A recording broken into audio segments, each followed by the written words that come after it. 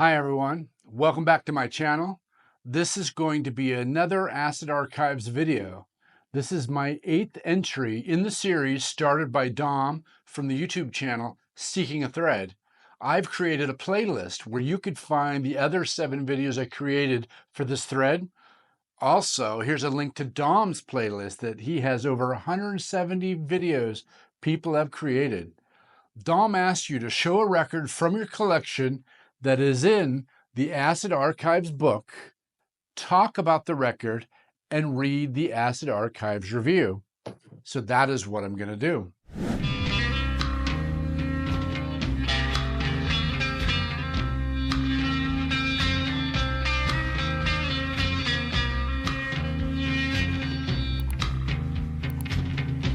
Today, I'm covering a record from the Pacific Northwest, a region I'm always talking about because I'm from the Northwest.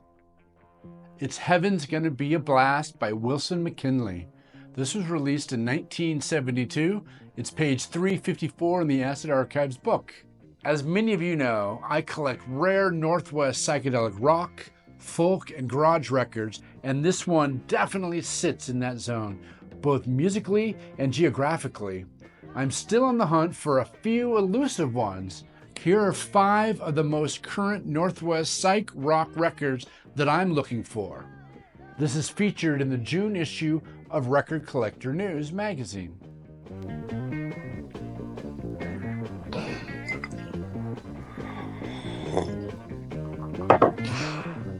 Okay, Heaven's Gonna Be a Blast from 1972.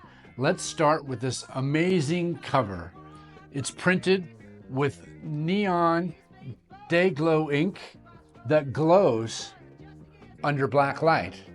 This is a total time capsule. So glad that I happen to have black light laying around. Even one of my posters are black white. That is Pearl Jam's Red Hot Chili Peppers and Smashing Pumpkins from 1990. In Dallas, in Houston, and Austin. But again, this looks incredible.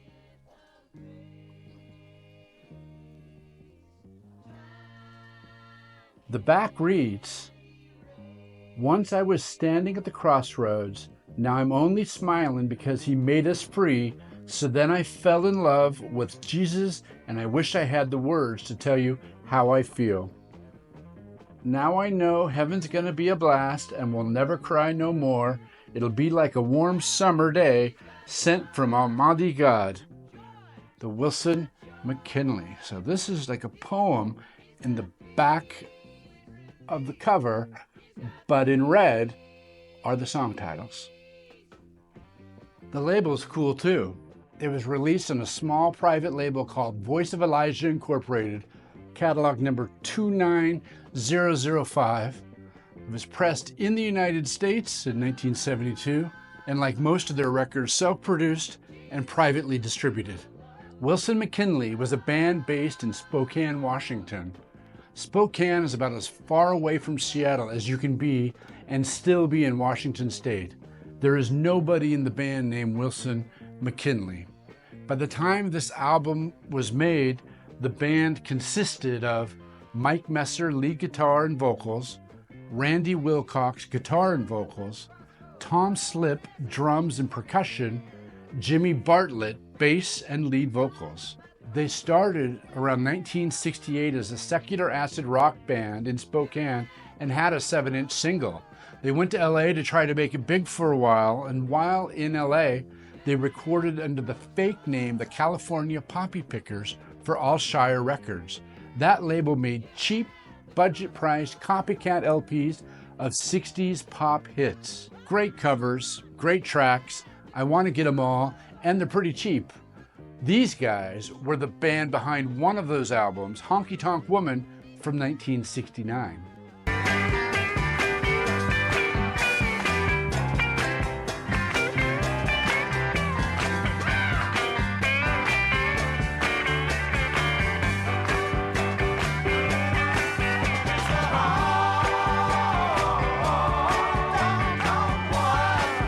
In 1970, back in Spokane, the band had a chance encounter with a street minister named Carl Parks. Most of the members ended up converting to Christianity. They left the club scene and music behind and started working with Parks doing street ministry as part of his Voice of Elijah ministry. Eventually, Carl encouraged the band to pick up their instruments again and spread the gospel through music. That's how they became what some people call the first true Jesus rock band. Elijah Ministry financed all 3 Wilson McKinley albums. It must have been one hell of a conversation with Carl Parks in the street that day. At one point, a record label in Los Angeles contacted the band about recording an album, but they passed to concentrate on spreading the word of Christ. Musically, this record leans rock with maybe some light psych and a deep spiritual vibe. I was hoping this would be a psych masterpiece, but it isn't. For me, the guitars really stood out on this. You get some fuzz, some bluesy leads, and a few heavier moments that wouldn't be out of place on an early Allman Brothers album. If I went to church, I would like to see these guys there playing. They bring sincerity and musicianship, and while the vocals can be a little loose at times, they seem very passionate and raw in a good way. It really is feel-good music.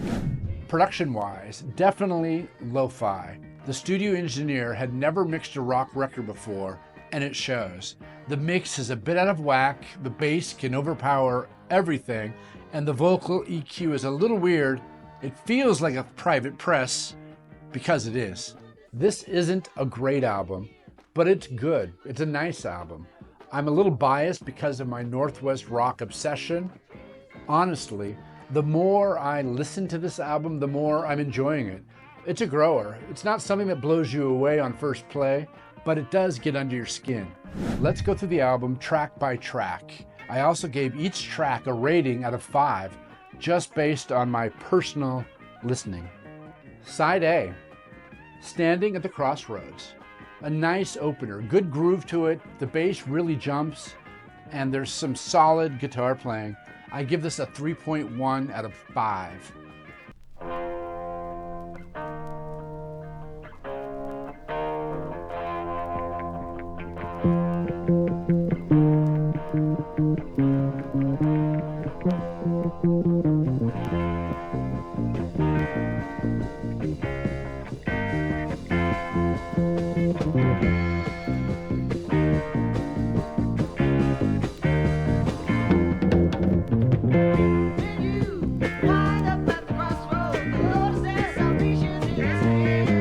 I'm Only Smiling. This one's got a bit more energy. The piano stands out. It kind of turns into a jam in a good way. I give this a 2.7.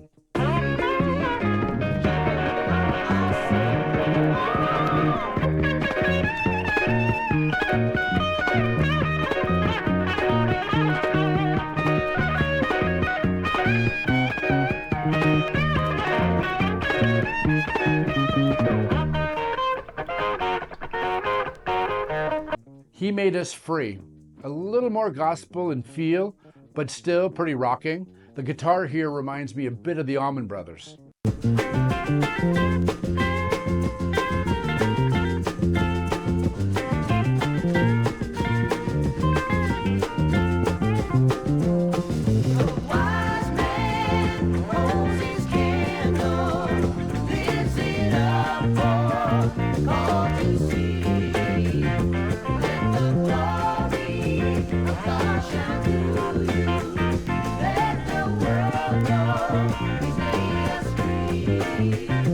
Then I Fell in Love. This one really didn't land for me. It's kind of slow and bluesy, probably my least favorite on the album.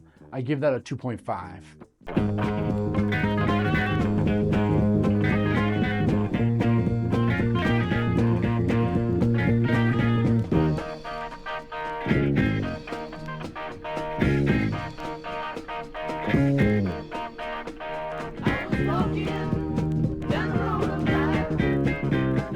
Side A ends with I Wish I Had the Words to Tell You. Starts off with a kind of a Jefferson Airplane kind of thing going on. Pretty well put together. One of the more produced sounding tracks. I give it a 2.7.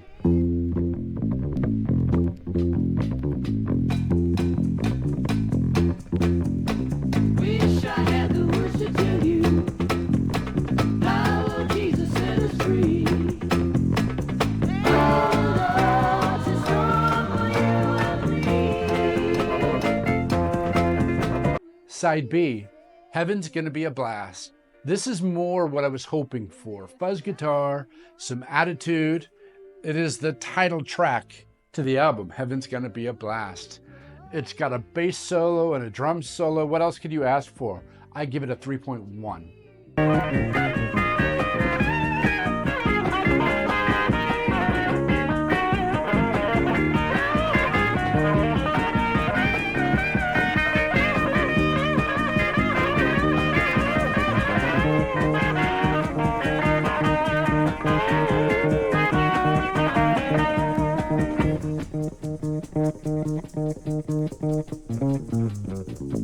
The next track, Never Cry No More. This is more mellow, has kind of a country rock feel. It grew on me after a couple listens. I give it a 2.9. Don't you know he did it all for you and me?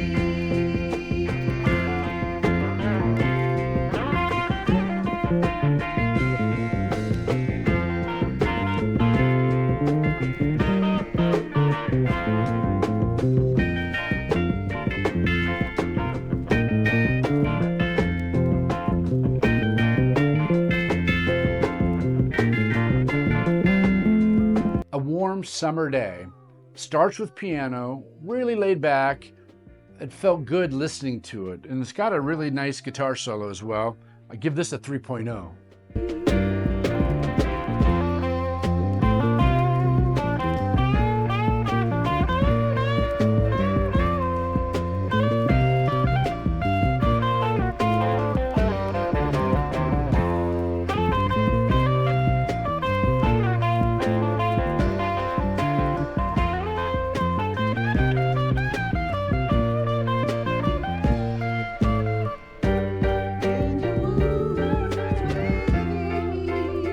Okay, the last track on the album, Almighty God. This starts off with a bit of a Psych feel, but then it kind of settles into more light rock. I thought this would hit harder as the closer, and it's still a decent finish, but it's not great. I give this a 2.8.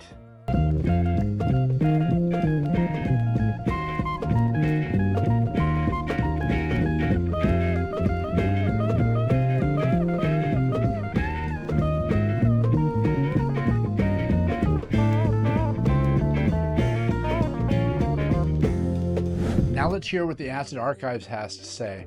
This is going to be from the Volume 2, page 354. I'll read the entire review so you can get the full take on the book. On 353, they've got the first Wilson McKinley album, then the second one, which I don't have either of those, and then Heaven's Gonna Be a Blast. It says, Heaven's Gonna Be a Blast, 1972, Voice of Elijah, oversized cover. The third Wilson McKinley album is much less known than Spirit of Elijah, but is arguably as good. While it doesn't have any songs as powerful as the best few on Elijah, it has a similar sound and feel and is solid straight through, not a dud on it. Also, no cover versions this time. These guys really have a great loose rock and roll spirit and a solid pop songwriting sense as well. And this album is pretty indispensable for fans of Christian rock and our West Coast styled rock. My only complaint is the inevitable but thankfully relatively brief drum solo. I like the drum solo. Once again, the production is crude, which works both for it, an energetic live feel, and against it, the occasional sloppy playing is not masked in any way, and there's no subtlety to the production sound at all. The packaging is again eccentric, an oversized day-glow cover with a colorful explosion. Both red and yellow label copies have been found. The group has had 2 later cassette-only releases, Country in the Sky and Yesterday Forever, and also backed up Frank Starr on his LP, You Can't Disguise Religion from 1971.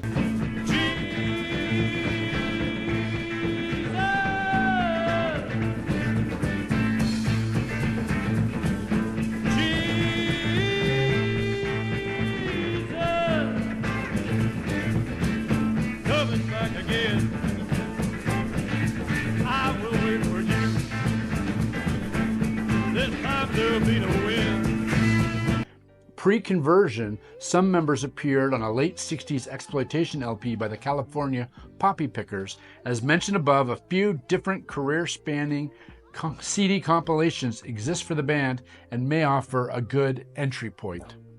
354, The Acid Archives, Volume 2. To me, this is a good album, and I'm anxious to get the other 2. Yeah, the mix is messy, but the songwriting is strong. The band sounds confident and committed, and they seem to be having a lot of fun. It's not really psych, it's more rock. I've heard that their live shows were much better and more psych rock than in this album. Very jammy. The best tracks for me on this album, I would go with the first track, side 1, Standing at the Crossroads, and then the title track, Heaven's Gonna Be a Blast. And honestly, side B is the stronger side overall. It's a piece of Northwest music history and an example of the intersection between psych rock and spiritual transformation.